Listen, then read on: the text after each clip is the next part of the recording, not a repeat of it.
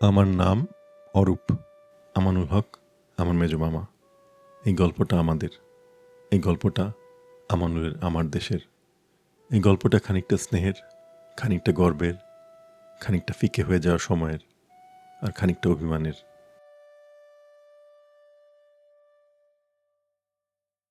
মেজো মামাকে আমি প্রথম দেখি 1982 কোন এক সন্ধ্যায় ফুলা রোডে বড় মামার বাসায়। বড় মামা আজমল হক ঢাকা বিশ্ববিদ্যালয়ের চিফ ফটোগ্রাফার ছিলেন। বাংলাদেশের ফটোগ্রাফির ইতিহাস লিখতে গেলে তার নামটাও লিখতে হয় সসম্মানে। বিশাল সংসারের ভার কাঁধে না নিলে হয়তো তিনিও খ্যাতিমান হতেন। চিরকুমার আমানুল থাকতেন তার বাসারই একটা ছোট্ট ঘরে।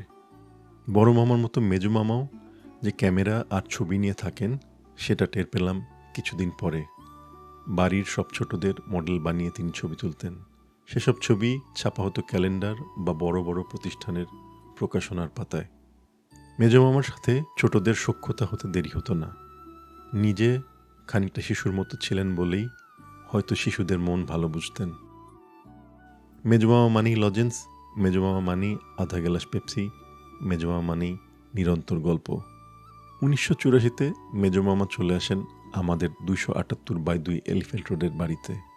তারপর 1999 পর্যন্ত আমাদের সাথেই ছিলেন, পরিবারের অবিচ্ছেদ্য অংশ হয়ে। আমি যখন খানিকটা বড় তখন মেজমামা আমাকে একটা ক্যাননের ক্যামেরা উপহার দিলেন। লেন্সে ফাঙ্গাস, কোনো মতে তাতে ছবি ওঠে। সেটা দিয়ে আমার ছবি তোলার হাতে খড়ি। কাগজে ছবি এঁকে কম্পোজিশন শিখালেন। শিখলাম সূর্য থাকলে F16, মেঘলা হলে F8। তবে দুদিন পরে আমার মধ্যবিত্ত বাবার ঘোর আপত্তির মুখে আমার ফটোগ্রাফি শেখা সেখানেই থেমে গেল। ফটোগ্রাফির কাছে শেষ পর্যন্ত ফিরে এসেছিলাম সেই ঘটনার 2 যুগ পর। তখন বাবা আপত্তি না করলেও মেজো মামার কাছ থেকে আমি চলে গেছি 1000 মাইল দূরে। মেজো মামা আমাকে ফটোগ্রাফি শেখাতে না পারলেও যা শিখিয়েছেন সেটা হয়তো আর কেউ শেখাতে পারত না। অলস দুপুরে কিংবা খাবার টেবিলে জমে উঠত গল্প। কোনো দিন আইজেনস্টাইনের সিনেমা, কোনো দিন কার্ল মার্কস। বই পড়েও কেউ এতটা জানার সুযোগ পায় না। মাঝে মাঝে মনে হয় মেজো মামা সচেতনভাবেই আমাদের মনের এই জানালাগুলো খোলবার চেষ্টা করে গেছেন।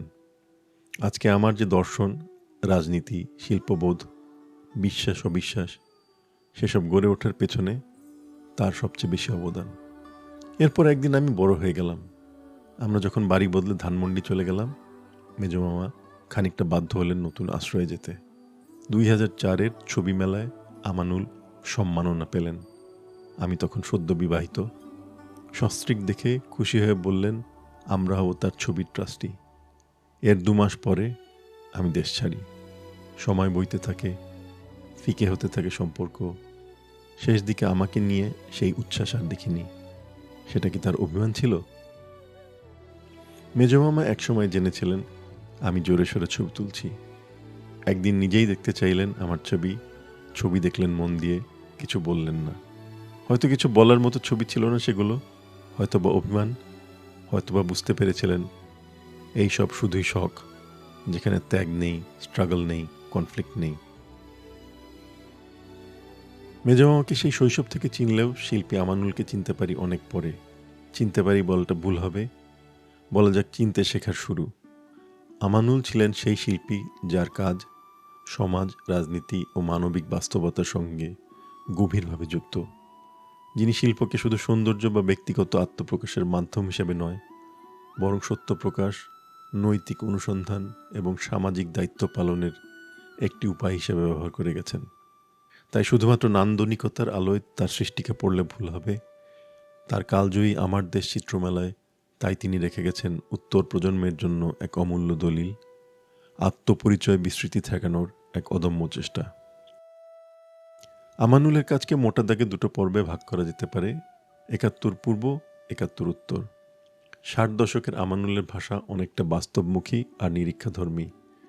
52-র ভাষা আন্দোলনের শহীদ রফিকের মৃতদেহ, অলস মধ্যাহ্ন কিংবা হাস্যোজ্জ্বল কৃষকের ছবিতে আমানুল অনেক সোজাসাপটা।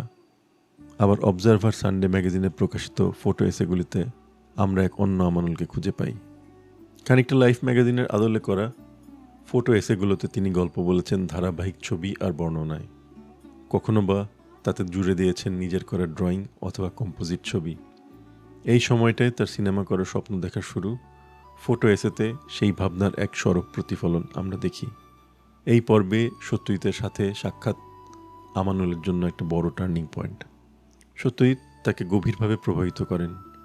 আমানুল নিজেকে খুঁজে পান নতুন করে। এই সময়েই খ্যাতনামা বিলিতি চলচ্চিত্র সমালোচক মারি সিটনের সাথে পরিচয়। মারির লেখা সত্যজিতের বিখ্যাত জীবনীতে আমানুলের অনেকগুলো ছবি প্রকাশ পায়।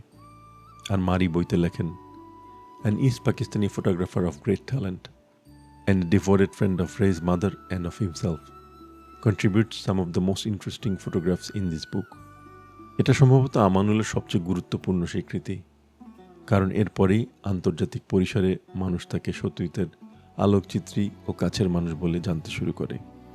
৭১-এর পরে আমানুল তার স্বকীয় ভঙ্গিমা ও ভাষার দিকে নজর দিলেন। এই পর্যায়ে তার কাজকে আলাদা করে চেনা যেতে থাকে। মামাতো বোন এলিকে নিয়ে কালজয়ী সব ছবির জন্ম এই সময়েই। এই পর্বে ছবির ভাষাও অনেক নাটকীয়। Fisheye lens, star filter, panoramic camera ইত্যাদির নান্দনিক ব্যবহারে তৈরি হয় সব মাস্টারপিস। বিশেষত ফিশাই লেন্সের এমন ব্যবহার এই উপমহাদেশের আলোক চিত্রাঙ্গনে বিরল। তার দামি লেন্স বা ক্যামেরা কেনার সামর্থ্য ছিল না কখনোই। সস্তা টেলিফটোতে এক্সটেন্ডার লাগিয়ে তিনি যে সূর্যাস্তকালীন সিলুয়েটগুলো তুলে গেছেন, আজও তেমন ছবি বাংলাদেশে আমরা দেখতে পাই না। ১৯৭৫ সালে বিচিত্রায় প্রকাশিত একটি সাক্ষাৎকারে আমরা জানতে পারি আমানুল বাংলাদেশের সাধারণ মানুষের জীবনভিত্তিক একটি স্বল্পদৈর্ঘ্য চলচ্চিত্র বানাতে ব্রতী। সেই চলচ্চিত্রটি আর কোনোদিন দেখা যায়নি। পরে তার মুখে শুনেছি বিটিভির জন্য নাট্যজন আবদুল্লাহ আল মামুনের সহায়তায় একটি স্বল্পদৈর্ঘ্য চলচ্চিত্র বানিয়েছিলেন তিনি। দুঃখের বিষয় এই যে কোনো এক দ্বন্দ্বের ফলে আমানুল মামুনকে ছবিটি মুছে ফেলতে বাধ্য করেন। এই কথাগুলো বলার কারণ হলো, আলোকচিত্রী হিসেবে পরিচিতি পেলেও আমানুল মনে প্রাণে চলচ্চিত্রকার হতে চেয়েছিলেন। সত্যজিতের প্রভাব বলাই বাহুল্য। যখন আদি পর্বের ফটো স্টোরিগুলো দেখি কিংবা উত্তর পর্বের বিচিত্রায় প্রকাশিত স্টেজ ফটোগুলোকে দেখি, তখন মনে হয় আমানুল হয়তো তার চলচ্চিত্রকার সত্তারই প্রকাশ ঘটাচ্ছেন, কোথাও একগুচ্ছ ছবিতে, কোথাও বা একটি ছবিতে। আমানুল যখন ছবি তুলতেন সবসময় চেষ্টা করেছেন পিরিয়ড অ্যাপ্রোপ্রিয়েট থাকতে।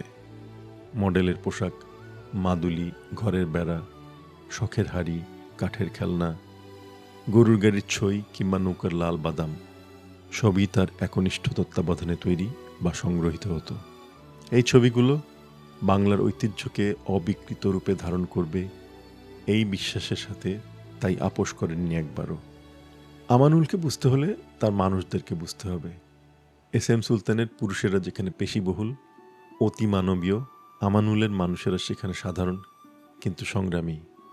আমানুলের নারীরা রমণী নয়, তারা শাশ্বত বাংলার জায়া, কন্যা কিংবা জননী। তারা বৃষ্টিতে ভেজে শাপলা তুলতে উন্মুখ হয়, মেতে ওঠে সোনালি ধানভরা প্রাঙ্গণে। সেন্সুয়ালিটির বদলে আমানুল আমাদের দেখান নারীর চিরায়ত সুষমা। তিনি রোমান্টিক, কিন্তু রিয়ালিটি সেখানে কোনোভাবেই উপেক্ষিত হয় না। আমানুলকে নিয়ে বলতে গেলে বিচিত্রার কথা না বললেই নয়। সম্পাদক শাহাদাত চৌধুরী গুণীর কদর জানতেন। আমানুলের ছবিতে বিচিত্রার বিশেষ সংখ্যার প্রচ্ছদ হবে, এটাই ছিল অলিখিত নিয়ম। সেই সময় তাকে প্রতিটি ছবির জন্য সৈয়দ শামসুল হক বা হুমায়ুন আহমেদের সমান সম্মানই দেওয়া হতো। অনেক সময় পেতেন অগ্রিম অর্থ, যা পরে ছবি তুলে শোধ করেছেন। বিচিত্রার প্রতিটি বিশেষ সংখ্যার সম্পাদকীয়র শেষে লেখা হতো, প্রচ্ছদে ব্যবহৃত ছবি আমানুল হকের আমার দেশ চিত্রমালা থেকে নেওয়া। আমার দেশ চিত্রমালা পরবর্তীতে ক্যামেরায় স্বদেশের মুখ নামে বই হিসাবে প্রকাশিত হয়। বিচিত্রার এই অকুণ্ঠ সমর্থন না থাকলে আমরা অনেক কিছুই হারাতাম, তা বলাই বাহুল্য। আমানুল তার ম্যাগনাম ওপাস ক্যামেরায় স্বদেশের মুখ উৎসর্গ করেছেন অনাথ মাঝিকে। দিনের পর দিন অনাথ আলীর বজরা নৌকা ভাড়া করে ঘুরেছেন নদীর বুকে, তারপর ক্যামেরা বা লেন্স বিক্রি করে শোধ করেছেন নৌকার ভাড়া। কাজের এই সম্পর্ক শেষে গড়ায় বন্ধুতায়। শেষ দিকে অনাথ মাঝিকে আমানুল ডাকতেন অনাথ বন্ধু বলে। অনাথের দুর্ভাগ্য, বই প্রকাশের কিছু আগেই তিনি প্রয়াত হন। আমানুল আমাদের ছেড়ে চলে গেছেন এক যুগ আগে।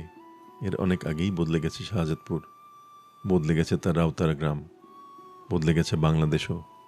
কালের অতলে হারিয়ে গেছে বিচিত্রা, হারিয়ে গেছে তার প্রিয়জনেরা।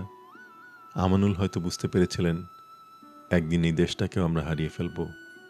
উত্তর প্রজন্মের জন্য তাই রেখে গেছেন তার সৃষ্টিকর্ম, হারিয়ে ফেলা আমার দেশটাকে যেন আমরা আবার খুঁজে পাই।